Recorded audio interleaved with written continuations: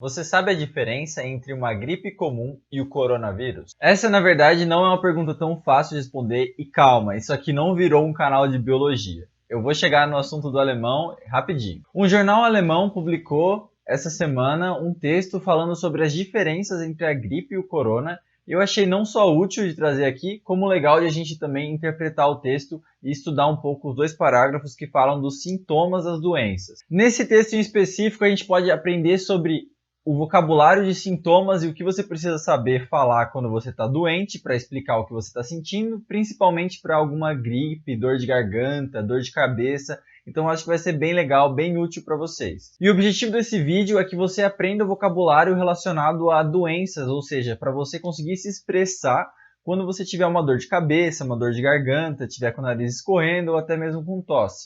Outro motivo desse vídeo é você ficar mais tranquilo se você estiver somente com um resfriado, não achando que você está com coronavírus ou alguma coisa desse tipo, que eu acho que vai acontecer muito daqui para frente, quando os números de casos aumentarem aqui no Brasil e o pessoal não tiver mais certeza se eles tiveram contato com alguém com corona ou não. E se você gostou da ideia, já deixa o like nesse vídeo e vamos falar sobre gripe e coronavírus em alemão. O link com o texto está aqui na descrição e vocês podem acessar, e eu quero que vocês acessem, na verdade, e tentem ler também a parte do texto que a gente não vai trabalhar hoje. O texto é do nível intermediário, então se você está começando a aprender alemão agora, não é muito recomendado para você, vai parecer um pouco mais difícil do que deveria. Nesse vídeo aqui nós vamos utilizar somente os dois parágrafos centrais que falam sobre os sintomas, justamente que tem o vocabulário que eu quero ensinar para vocês. O texto começa falando sobre o problema real que está acontecendo agora, que é a infecção de mais pessoas pelo vírus da coronavírus. Mas o texto também lembra que tem muita gente que está só com uma gripe, está com muito medo e acha que está com corona. Então eles escreveram esse texto para tentar deixar as pessoas mais tranquilas e também para ajudar na autoavaliação para saber se você deve ficar preocupado ou não. O problema é que os sintomas são muito parecidos, isso dificulta principalmente a vida dos médicos, até para diagnosticar esse problema não é tão simples assim. Mas mesmo assim existem alguns sintomas típicos do corona hoje e alguns sintomas que são mais típicos da gripe, para você ter uma ideia mais ou menos. É lógico que não vai ser 100% e se você tiver com alguma suspeita, se você tiver realmente com medo, preocupado, vai procurar um médico. Então o texto diz que típico para o coronavírus é uma tosse seca e a dificuldade de respirar. Também quem está com corona se reclama muitas vezes de dores musculares e fraqueza. Raramente uma dor de cabeça seguida de nariz escorrendo e uma dor de garganta vão significar que você está com corona. E o texto lembra que o mais importante são as pessoas que na verdade estão infectadas com o vírus, mas não têm sintomas e estão aí transmitindo para as outras pessoas sem saber. Agora vem a parte importante. Um resfriado comum normalmente começa com uma leve dor de garganta, a necessidade de espirrar, uma tosse mais carregada ou tosse seca. Outra coisa importante é de que os pacientes que têm somente gripe, eles não vão ter uma febre tão severa quanto quem está com corona.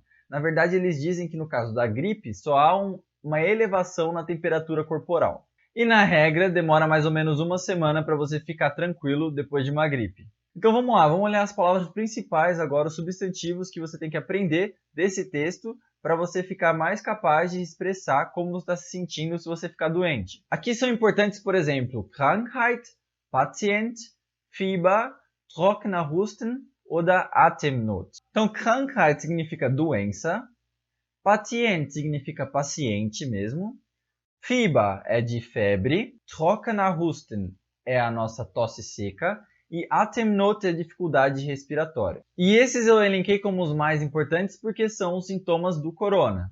Além de quem ter corona se sentir müde und schwach, que é fraco e cansado, na verdade, na outra ordem, né? Cansado é müde, schwach é fraco. E também ter dores musculares, Muskelschmerzen. Schmerzen é dor, e a gente pode misturar ele com outras palavras. Por exemplo, Kopfschmerzen vai ser dor de cabeça. Muskelschmerzen vai ser dor nos músculos.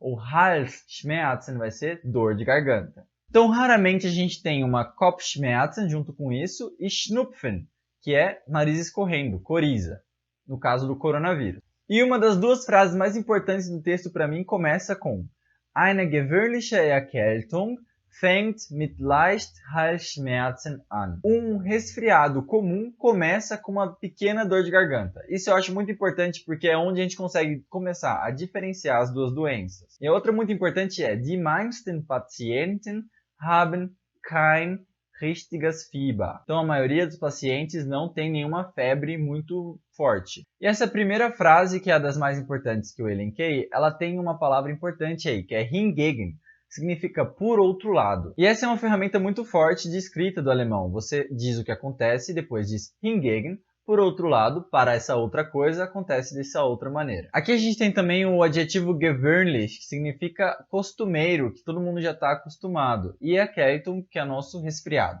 Então esse texto de hoje eu trouxe para vocês porque eu acredito que ele traz muita informação relevante de uma maneira bem simples e também te ensina o vocabulário em alemão sobre as doenças. Eu recomendo que você leia o texto você mesmo e anote toda a palavra que você não souber. Aqui não dá tempo da gente falar todas as palavras do texto, por isso eu só elenco as mais importantes e te ajudo a entender elas, mas lá na página você vai ter todo o tempo do mundo de usar seu dicionário online e dar uma olhadinha em palavra por palavra e continuar aprendendo alemão. Muito obrigado pela atenção e se você gostou desse vídeo, se você achou relevante a informação ou se você quer saber mais sobre o idioma alemão e a Alemanha, se inscreve aqui no canal, avalie os vídeos do nosso canal, que você ajuda muito ele a crescer, e eu vejo você na semana que vem com outro tema falando também sobre alemão. Abraço!